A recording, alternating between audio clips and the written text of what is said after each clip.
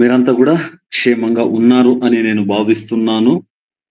మనం ఇలా మరొకసారి దేవుడు ఇవ్వబడినటువంటి సమయము, అవకాశము మనలను మనము పురికొల్పుకోవడానికి, హెచ్చరించుకోవడానికి, సరిచేసుకోవడానికి దేవుడిచ్చినటువంటి మహాకృపను బట్టి ఆయనకు నేను కృతజ్ఞతాస్తుతులు తెలియపరుస్తున్నాను. ఈరోజు మనము కొన్ని విషయాలను తెలుసుకునే ప్రయత్నం అయితే చేద్దామండి. అందులో ఏది అంటే మనకు వాక్యంలో నుంచి మనం చూసే ప్రయత్నము చేద్దాము. నిర్గమకాండము 20వ అధ్యాయము 8వ వచనము. నిర్గమకాండము 20వ అధ్యాయము 8వ వచనము. నిర్గమకాండము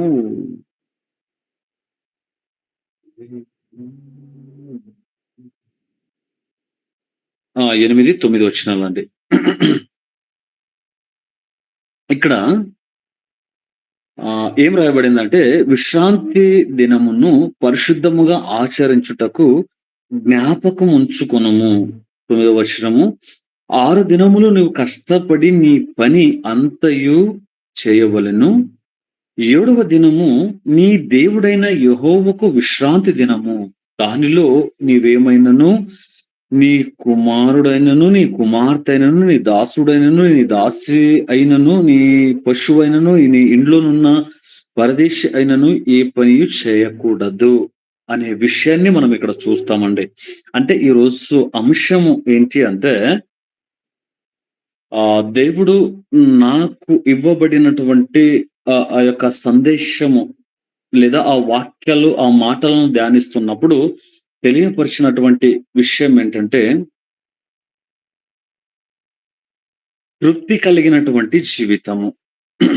దాని గురించి మాట్లాడాలి అని నేను ఆశిస్తున్నా.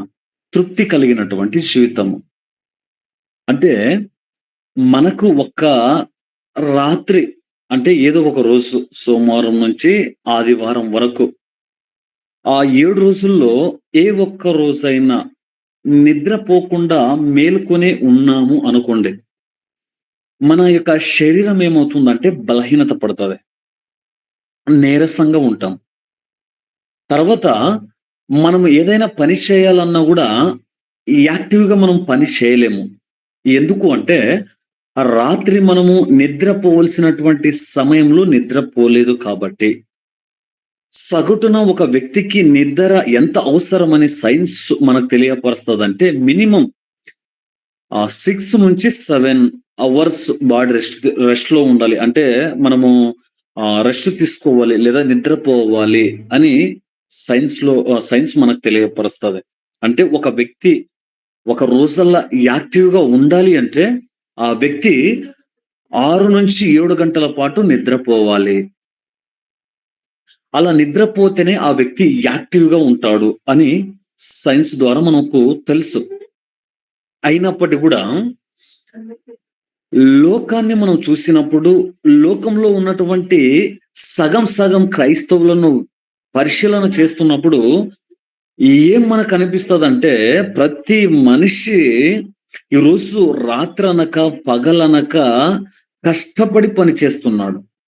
దేని కొరకు నువ్వు పని చేస్తున్నావు అంటే, కుటుంబం కొరకు పని చేస్తున్నా, భార్య పిల్లల కొరకు పని చేస్తున్నా, సేవ కొరకు పని చేస్తున్నా, ఉద్యోగం కొరకు, వ్యాపారం కొరకు, పెట్టుబడుల కొరకు, రాబడి కొరకు అనుకుంటూ ప్రతి ఒక్క వ్యక్తి ఏం చేస్తున్నాడంటే, విశ్రాంతి తీసుకోవలసినటువంటి సమయంని కూడా పని కొరకు ఉపయోగిస్తున్నాడు.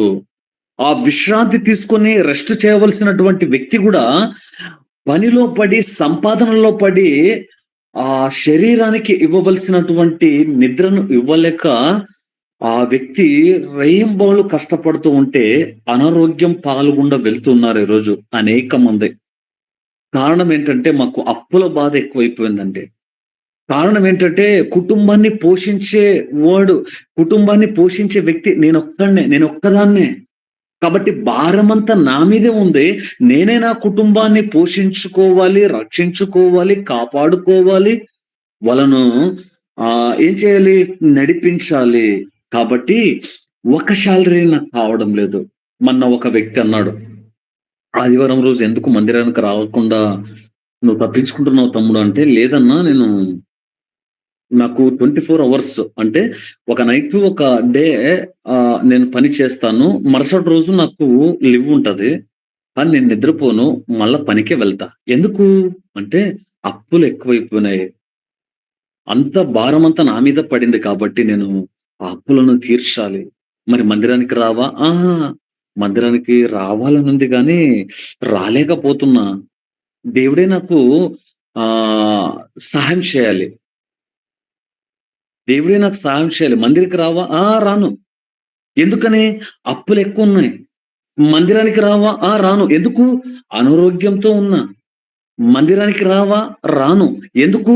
ఏదో కొద్దిగా బయట పని ఉంది. మందిరానికి రావా? రాను. ఎందుకు? ఎందుకంటే పలానా వ్యక్తిని ఈరోజు కలుస్తా అన్నా.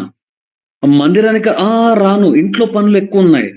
బట్టలుతకాలి, అంట్లు తోమాలి, ఇంకా ఏదైనా పని చేసుకోవాలి, జాబుకు వెళ్ళాలి.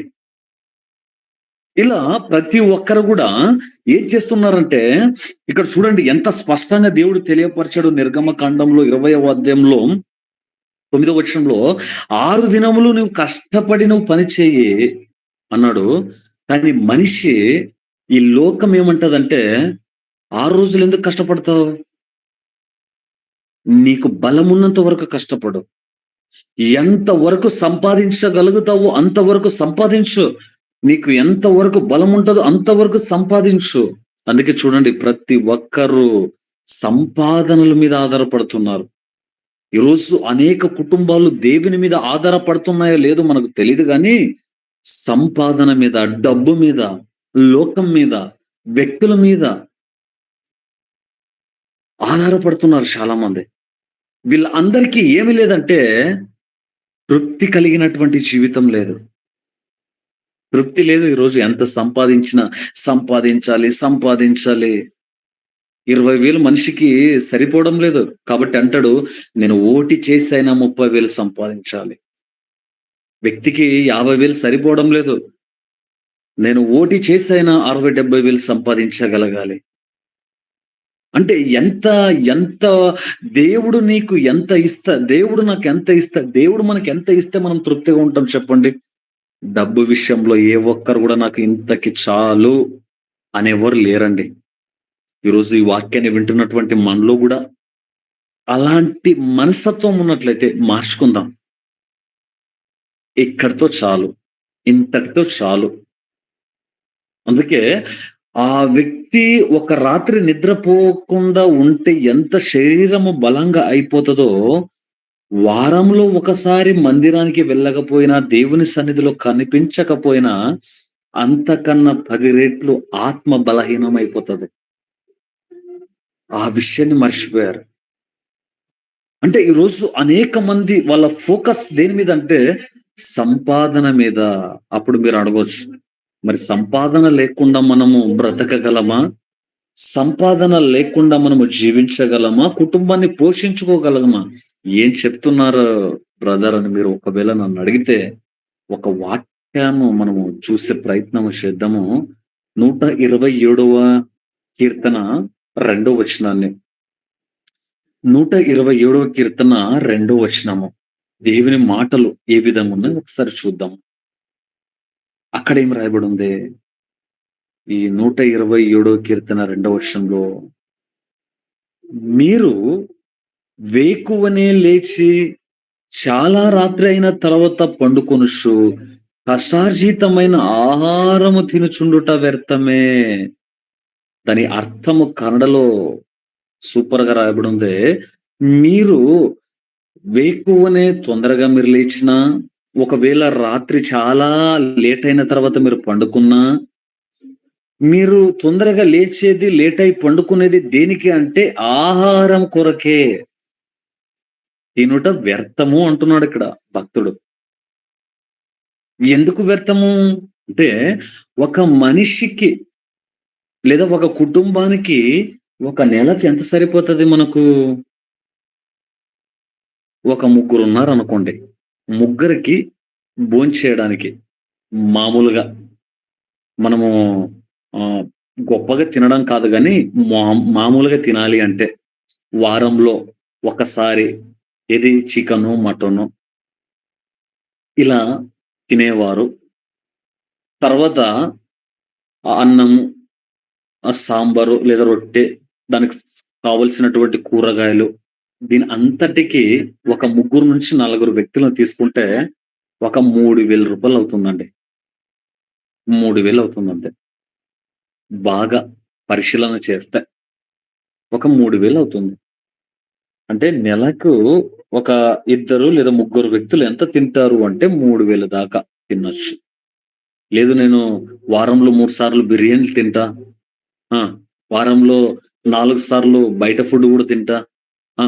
వారంలో ఒక 6 రోజులు నేను ఫ్రెండ్స్‌తో ఇంకా అలా స్నాక్స్ టైప్‌లా తినుకుంటూ వెళ్తా అంటే 3000 ఏంటి 8000 అయినా తక్కువొస్తది మనకు. తక్కువొస్తది. మరి దీనికి ఏం చేయమంటారు?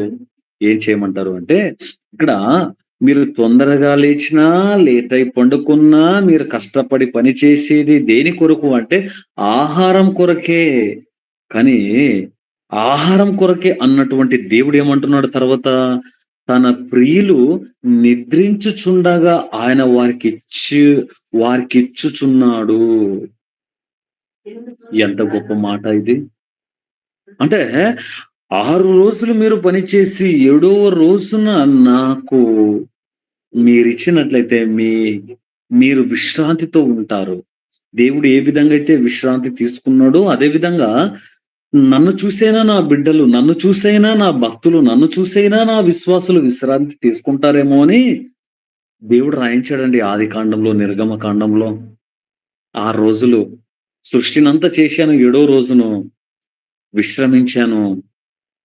అంటే ఆ వాక్యాన్ని చదివినప్పుడు, బైబిల్‌ను చదివినప్పుడు అయ్యో! దేవుడే విశ్రాంతి తీసుకున్నాడు. ఆఫ్టర్ ఆల్ నేను మానవుడను. నేను విశ్రాంతి తీసుకోకపోతే ఎలా? ఒకవేళ అలా ఆలోచిస్తాడేమో అని దేవుడు రాయించాడు దాంట్లో. అయినప్పటికి గూడా ఈరోజు మనము కష్టపడుతున్నాం. దేని కొరకు? తిండి కొరకే, పొట్ట కొరకే, కుటుంబం కొరకే. తినాలి. ఎందుకు మీరు ఈ మధ్యన సరిగా మందిరానికి రాలేకపోతున్నారు? పనికి వెళ్ళామండి. కూలి వెళ్ళామండి. ఆ! మాకు లీవ్ ఇవ్వలేదండి. మరి ఏం చేస్తున్నారు అంటే, వెళ్ళాలి కదా! అని తప్పదు. ఈ వారం కాకపోయినా నెక్స్ట్ వారం వస్తా మందిరానికి. అలా ఉందా బైబిల్‌లో మనకు? లేదు కదండీ! 6 రోజులే మీరు పని చేయండి. ఏడో రోజు అది దేవుని రోజు. దేవునిది. మీకు తృప్తి లేదే? 6 రోజులు దుడిచిన, 6 రోజులు సంపాదించిన, 6 రోజులు కష్టపడ్డా, 6 రోజులకి ఎంత సంపాదిస్తున్నావు నువ్వు అంత సంపాదించినా, ఇంకా ఏడో రోజు గూడా సంపాదన మీదే బతుకుతున్నావే. కొంతమంది జీవితంలో ఎందుకు ఆశీర్వాదాన్ని కోల్పోతున్నారు? కొంతమంది జీవితంలో ఎందుకు ఉన్నత స్థానాన్ని వాళ్ళు ఉన్నతమైనటువంటి స్థానంలో రాలేకపోతున్నారంటే కారణం ఇదే. నెలలో 2 సార్లు మందిరానికి వెళ్తే చాలు అనేవాళ్ళు అనేక మంది ఎక్కువైపోయినారు. కానీ ఇక్కడ దేవుడేమంటాడు తన ప్రియులు నిద్రించుచుండా గూడా ఆయన వారికి ఆహారం ఇస్తాడంట. ఎంత గొప్ప దేవుడు చూడండి. అంటే దాని అర్థమేంటి? మీకు పని లేకపోయినా పర్వాలేదు. నా సన్నిధిలో మీరుంటే చాలు అంటాడు. మీకు జాబ్ లేకపోయినా పర్వాలేదు. ఉద్యోగం లేకపోయినా పర్వాలేదు. మంచి జీతం లేకపోయినా పర్వాలేదు. సరైనటువంటి ఇల్లు లేకపోయినా పర్వాలేదు. వస్త్రాలు సరైనటువంటి వస్త్రాలు కట్టుకోవడానికి లేకపోయినా పర్వాలేదు. వాహనాలు లేకపోయినా పర్వాలేదు. నా సన్నిధి మీకుంటే చాలు అంటాడు దేవుడు. కానీ మనిషి వస్త్రాల కొరకు, వాహనం కొరకు, వివాహం కొరకు, పిల్లల కొరకు, వాళ్ళ భవిష్యత్తు కొరకు ఇలా సంపాదనలోనే బిజీ అయిపోతున్నాడు మనిషి. అలా సంపాదనల ద్వారానే బిజీ అయిపోతున్నాడు. అందుకే అలాంటి వారిని ఏమంటున్నది బైబిల్ అంటే, మీరు ఎంత ప్రయాసపడినా, ఎంత కష్టపడినా అది వ్యర్థమే. అది ఎక్కువ రోజులు నిలవబడవు. మీరు ఎంత సంపాదించినప్పటికి కూడా అది ఎక్కువ రోజులు నిలబడదు మీ దగ్గర. ఒకటో తారీఖు వచ్చేలోపే మళ్ళా జోబిలో డబ్బులు ఖాళీ అయిపోతున్నాయి. బీరువాలో డబ్బులు ఖాళీ అయిపోతున్నాయి. ఏటీఎంలో ఉన్నటువంటి డబ్బులు ఖాళీ అయిపోతున్నాయి. కారణం ఏంటి? 6 రోజులు పనిచేసి 7వ రోజుని దేవునికి ఇవ్వకుండా దొంగలిస్తున్నావు కాబట్టి మాలకి గ్రంథంలో దేవుడు అంటాడు, మీరు నా సమయాన్ని దొంగతనం చేస్తున్నారు, దొంగిలిస్తున్నారు. అప్పుడు అక్కడ ఉన్నటువంటి వాళ్ళు అంటారంట, ఎప్పుడు దొంగలించామయ్యా నీ సమయాన్ని? ఉపవాస ప్రార్థనతో దొంగలించలేదా? సహాయం చేస్తానని చెప్పేసి దొంగలించలేదా? మందిర విషయంలో దొంగలించలేదా? నాకు ఇవ్వవలసినటువంటి సమయాన్ని ఇవ్వకుండా మీరు మీ మీ యొక్క గ్రూపులు వైడ్‌గా నన్ను మర్చిపోయారు, వాక్యాన్ని మర్చిపోయారు కాబట్టి ఆ సమయాన్ని మీరు దొంగలించలేదా? హెచ్చరిక చేశాడు దేవుడు. ఇక్కడ కూడా అనేక మంది ఏం చేస్తున్నారు? సమయాన్ని దొంగలిస్తున్నారు. దొంగతనం చేస్తున్నారు సమయాన్ని. అందుకే మీరు ఎంత ప్రయాసపడినా, ఎంత కష్టపడినా కొంతమంది సండే రోజు అంటూ ఉంటారు. ప్రార్థన చేస్తారా? దేని కొరకు చేయాలి? ఏమో సంపాదిస్తున్నాం గానీ ఒక్క రూపాయి కూడా చేతుల్లో నిలబడడం లేదు. ఒక్క రూపాయి కూడా కూడబెట్టుకోలేకపోతున్న డబ్బులు. ఎలా వచ్చింది అలా ఎళ్ళిపోతది. ఎక్స్‌ట్రా ఖర్చులుంటే అలాగే వెళ్తుంది మళ్ళా. ఎంత ఉపయోగించాలో అంతే ఉపయోగిస్తే మిగులుతుంది. లేదు నేను జల్సా చేస్తా, దర్జాగా ఉంటా, జబర్దస్త్ చేస్తా అంటే నిల్ అయిపోతుందింకా. ఆ మంత్ ఎండ్ వచ్చేలోపే ఏముంది? ఏం లేదు ఖాళీ. మరి ఎలా? అడుగుదామా? వద్దా? అడుగుదామా? వద్దా? ఎవరినడిగితే ఏం లాభం? అప్పుడు అంటారు దేవుని మీద. దేవుడికి ఎంత ప్రార్థన చేసినా, ఎన్ని కానుకలిచ్చినా ఒక్క రూపాయి లేకుండా పోతది. కాబట్టి ఆ సేవకుడొద్దు, ఆ సంఘం వద్దు, వేరే సంఘానికెళ్ళిపోదాం పా. ఈరోజు అనేక మంది ఇదే దౌర్భాగ్యం ఎక్కడ కనిపిస్తుందంటే ఇక్కడే కనిపిస్తది. ఒకసారి చూద్దామా వచనాన్ని?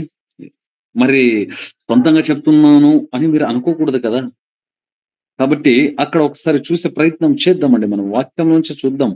కొలస్సీలకు రాసినటువంటి పత్రిక 2వ అధ్యాయము 8వ వచనం. కొలస్సీలకు రాసినటువంటి పత్రిక 2వ అధ్యాయము 8వ వచనము. ఇక్కడ ఏం రాయబడి ఉందంటే, అయినను ఆయనను అంటే క్రీస్తును అనుసరింపక మనుషుల పారంపర్యాచర్యమును అనగా ఈ లోక సంబంధమైన మూల పాఠంలో చూస్తే అనుసరించే ఈ లోక సంబంధమైన మూల పాఠములను అనుసరించి మోసకరమైన నిరర్థక తత్వ జ్ఞానము చేత మిమ్మును చెరపట్టుకొని పోవాడునైన యుండునేమో అని జాగ్రత్తగా చూసుకునడే. అంటే దీని అర్థం ఏంటంటే, ఆయనను అంటే క్రీస్తును అనుసరించక మనుషుల పారంపర్యచర్యమును కొనసాగిస్తున్నారేమో. ఆ సండే రోజు మందిరానికి వెళ్ళకూడదు అనేది ఎవరి ఆచారం అది? లోక సంబంధమైనటువంటి వ్యక్తుల ఆచారం అది. ఆ ఆచారాన్ని ఈరోజు అనేక మంది కాకపోయినా కొంతమందైనా వాళ్ళేం చేస్తున్నారు అంటే వెంబడిస్తున్నారు. వెంబడిస్తున్నారు. ఆ మనుషుల పారంపరాచార్యమును వాళ్ళు వెంబడిస్తున్నారు. కాబట్టి ఇక్కడ మిమ్మును చెరపట్టుకొని పోవుడ అంటే చెరపట్టుకోను పోవువాడైనా అనే దానికి అర్థం ఏంటంటే మీ మనసులను చెరిపివేస్తారేమో. జాగ్రత్తగా ఉండండి. దానికి మరొక అర్థము. అంటే ఇప్పుడు మనస్సు మనస్సును చెరిపివేసేదెవరు? మనతో ఉండేవారు. మన కూడా ఉండేవారు. వాళ్ళేం చేస్తారంట? మన మనస్సును చెరిపివేస్తారంట. అందుకే చూడండి మీరు కొంతమంది ప్రవక్తలు అని చెప్పుకుంటారు కదా! ఎవరు ప్రవక్తలు? అంటే పలానా వ్యక్తి అండి. వాళ్ళ పేర్లు మనకొద్దులెండి. మళ్ళా మీరు దాంట్లో ఎవరైనా అనుసరించే వాళ్ళైతే మీరు ఫీల్ అవుతారు. పలానా వ్యక్తి ఎవరు? వినోద్ కుమార్ గారు. ఈయన ప్రవక్త. ఆయన్ని పిలిపియండి మా సంఘానికి. ఏం చెప్తాడు ప్రవక్త అంటే, ప్రవక్త అంటే మన మధ్యలో ఎవరికో వివాహం కాకుండా ఎన్నో సంవత్సరాలుగా నువ్వు ఎదురు చూస్తున్నటువంటి సహోదరి లేదా సహోదరుడా ఈ సంవత్సరం దేవుడు నీకు చక్కటి అమెరికా సంబంధాన్ని తెస్తాడు. ఏమైపోయింది? ఆ! తెస్తాడా అమెరికా సంబంధము? తెస్తాడు. కాబట్టి అక్కడ ఉన్నటువంటి యవనస్తులకి ఎవరికొకరు నీ పైన దేవుని కృప ఉంది కాబట్టి నువ్వు ఇక మీదట నీకు ఒక గొప్ప గవర్నమెంట్ జాబ్ వస్తుంది. ఈరోజు చూడండి, అందుకే మనిషి యొక్క మనసును చెడగొట్టేది ఎవరంటే ఒక విశ్వాసి మరొక విశ్వాసే. అది ఇక్కడ కొన్ని సంఘాలను నేను పరిశీలన చేసినప్పుడు చాలా మంది కనిపించారు నా కంటికి.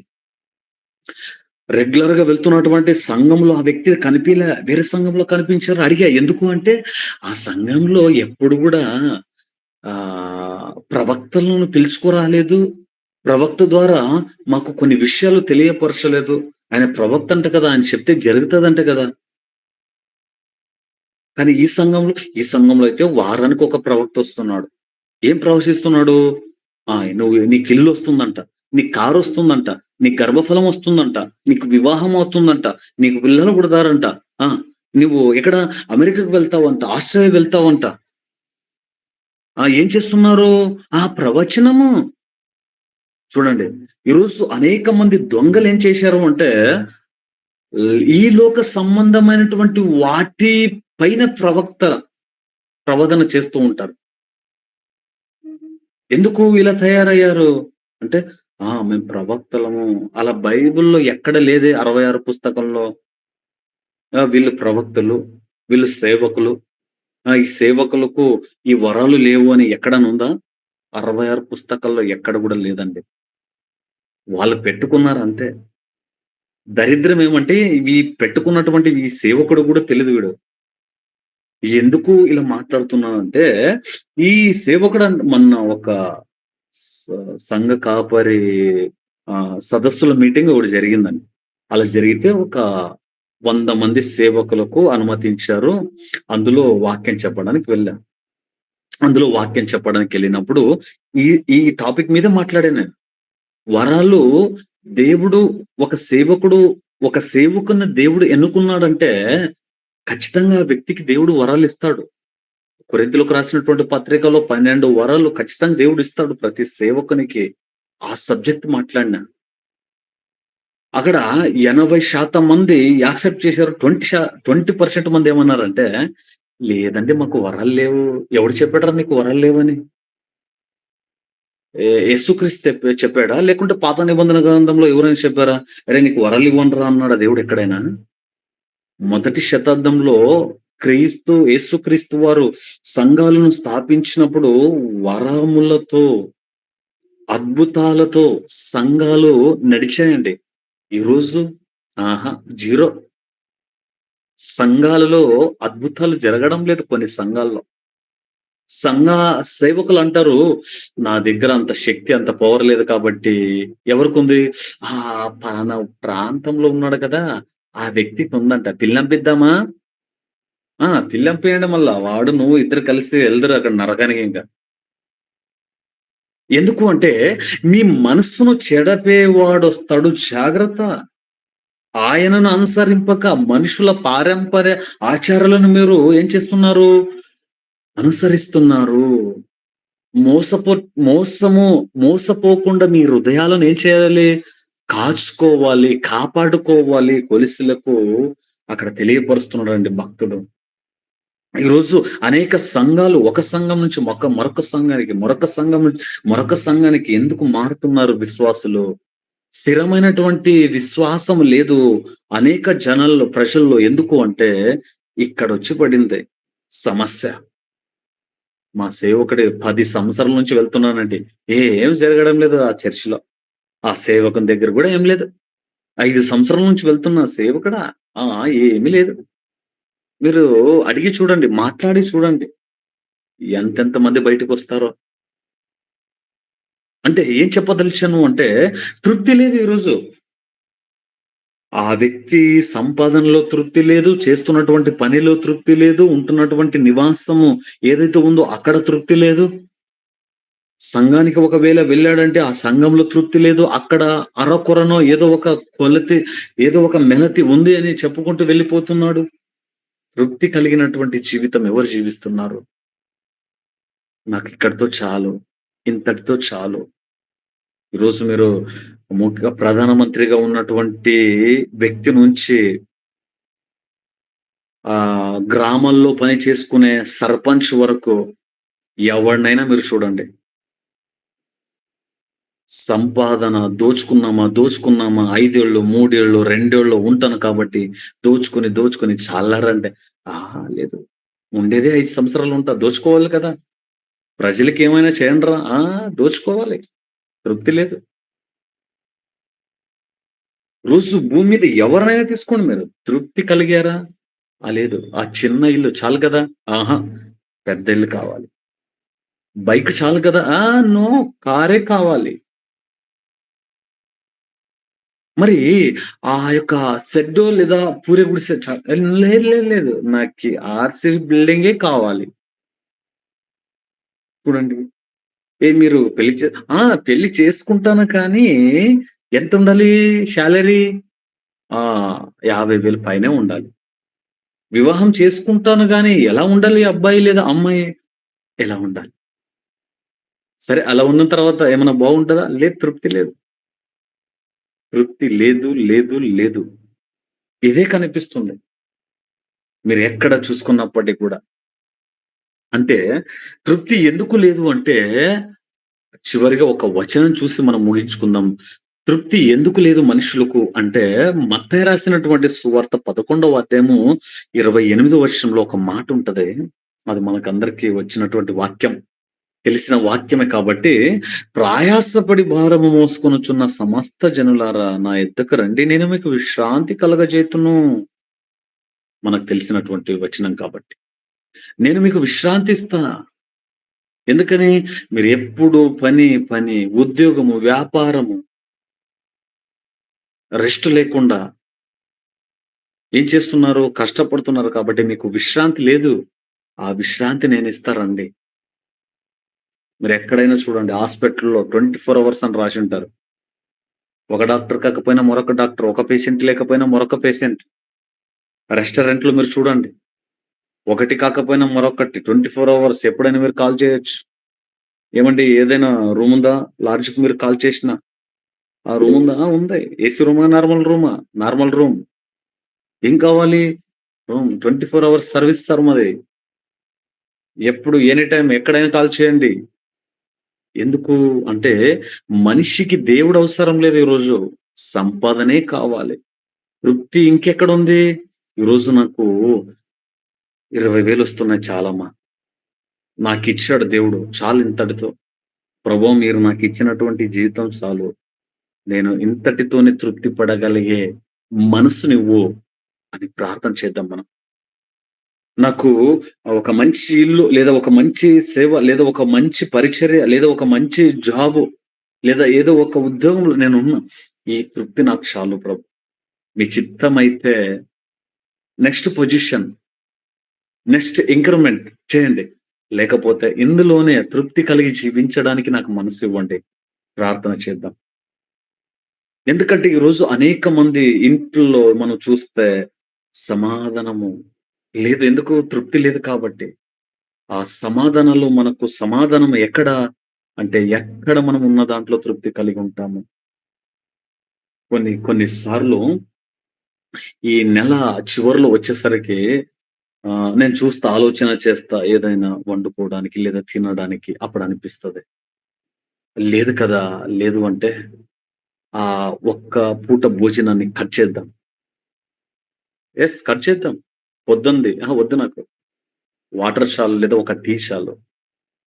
అయినప్పటికి కూడా ఉంటే ఓకే. ఒక బన్ దాంట్లో లేదా ఒక బిస్కెట్. ఎందుకు? ఉన్న దాంట్లో అప్పులు మనకొద్దు. ఈరోజు తృప్తి ఎందుకు లేదంటే అప్పుల మీద వెళ్ళిపోయాం కాబట్టి.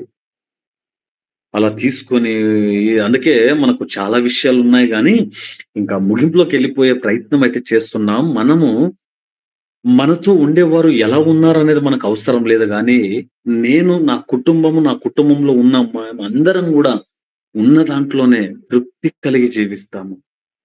ఎస్తేరు జీవితంలో, రూతు జీవితంలో, యేసేపు జీవితంలో, దానియేలు జీవితంలో, షద్రక్, మెషక్, అబేద్నెగో వీళ్ళ యొక్క జీవితంలో వాళ్ళు తెలుపబడినటువంటి మాటలేంటంటే, మేమున్న దాంట్లోనే తృప్తి కలిగి జీవించాము కాబట్టి మా జీవితాలు ఆశీర్వాదకరంగా మార్చబడ్డాయి.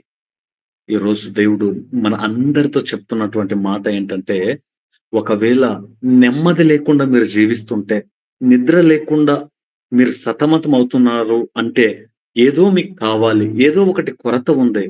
ఆ కొరతను మీకు లేని దాన్ని బట్టి మీరు చింతిస్తున్నటువంటి దాన్ని బట్టి వాక్యం అంటది మీరు ప్రయాస పడుతున్నారు, కష్టపడుతున్నారు, సంపాదనలోకి వెళ్ళిపోయారు కాబట్టి మీకు సమాధానం లేదు, విశ్రాంతి లేదు, నెమ్మది లేదు, తృప్తి లేదు. అది నేను మీకిస్తా. ఎప్పుడిస్తావు ప్రభువా? 6 రోజులే మీరు కష్టపడి పని చేసి, ఏడవ రోజు ఫుల్ విశ్రాంతి తీసుకోండి. ఒక 3 గంటలు నా మందిరంలో కనిపించండి. మిగతా ఒక 12 గంటలు మీ కుటుంబంతో, మీ పిల్లలతో, తర్వాత మీకు తెలిసినటువంటి వారితో కనిపించండి. రెస్ట్ చేయండి. సంతోషంగా ఉండండి. ఆనందించండి. ప్రభువును దాన్ని బట్టి ఘనపరచండి. ఇదే దేవుడు మన నుంచి ఆశించింది, కోరుకున్నది. కాబట్టి ఈరోజు మన అంతరాత్మను మనం పరిశీలన చేసుకుందాం. నేను కలిగి ఉన్నటువంటి దాంట్లో తృప్తి కలిగి ఉన్నానా? లేదా ఇంకా ఏదైనా కొరత ఉంది అని చెప్పేసి సనుక్కుంటూ, గొనుక్కుంటూ ఉన్నానా? అలా ఉన్నట్లయితే మన జీవితంలో ఎప్పటికి కూడా మనము సమాధానాన్ని చూడలేము. నెమ్మదిని మనం చూడలేము. దేవుడంటాడు, నెమ్మదితో నిద్రపోవాలి. నెమ్మదితో పండుకోవాలి. అలాంటి జీవితం మనం జీవించాలి అంటే, మన జీవితంలో ఒక రోజులో కొన్ని గంటలను ప్రభువుకు అప్పగించినప్పుడు ఆయన అన్నాడు, "నేను నీకు విశ్రాంతి ఇస్తా. ప్రయాసపడుతున్నావు, కష్టపడుతున్నావు. నేను నీకు విశ్రాంతినిస్తా, నెమ్మదినిస్తా." ఆ నెమ్మది కలిగినటువంటి జీవితంలో మనము ఉండాలి అని ప్రభువు కోరుకున్నాడు. కొన్నిసార్లు నిద్ర రాకపోతే అలా నిద్రపోతున్నటువంటి సమయంలో యేసు పాదాలు చెంత ఆయన పాదాలు పట్టుకొని నా తల ఆయన కింద పట్టుకొని నిద్రపోతున్నట్లుగా ఊహించుకొని పండుకుంటే అది ఒక్క 2, 3 నిమిషాల్లో నిద్రొస్తుందండి. మీకు అనుభవం ఉందో లేదో నాకు తెలీదు గానీ, నేను నా అనుభవంలో, నా ఎక్స్‌పీరియన్స్‌లో నేను కొన్ని సార్లు నిద్ర రాకపోతే నేను అనుకుంటా ఆయన ఒడిలో పండుకున్నట్లు. నేను ఊహించుకుంటా. ఎందుకంటే ఆయన నాకు తండ్రి, ఆయన నాకు తల్లి, ఆయన అన్నీ నాకు. కాబట్టి ఆయన దగ్గర నిద్ర రాకపోయినా, భయమొచ్చినా, గందరగోళమొచ్చినా, ఏవైనా కొన్ని మన యొక్క జీవితానికి సమస్యలు అధికంగా వచ్చినా ఏంటి ప్రభువు ఉన్నాడు కదా! ఆయన పాదాల చెంత, ఆయన పాదాలు పట్టుకొని లేదా ఆయన ఒడిలో పండుకున్నట్లుగా నిద్రపోయామనుకోండి, పొద్దున్న 5 గంటల వరకు గూడా మీకు మెలకువ రాదు. కావాల్సుంటే ఒకసారి ప్రయత్నము చేసి చూడండి. ఈరోజు మనం తృప్తి లేకుండా ఉన్నాము అంటే, ఆయన లేకుండా జీవిస్తున్నామని అర్థం. అంతే. కాబట్టి ఈరోజు దేవుడు ఈ 3 మాటల ద్వారా మనతో మాట్లాడాడు. ఒకవేళ నేను, అదే విధంగా మీరు మనలో అందరం మన అంతరాత్మను పరిశీలన చేసుకొని, నిజమే కదా! ఇలా ఉన్నానేమో, ఒకవేళ అలా ఉంటే ఆ జీవితం వద్దు. ఉన్న దాంట్లో తృప్తి కలుగుదాం, జీవించుదాం, ప్రభు కొరకు బ్రతుకుదాం. దేవుడు అట్టి మనసును మనకందరికీ అనుగ్రహించును గాక. ఈ వాక్యం ద్వారా దేవుడు మిమ్మలను దీవించును గాక. God bless you. Thank you brother. Thank you.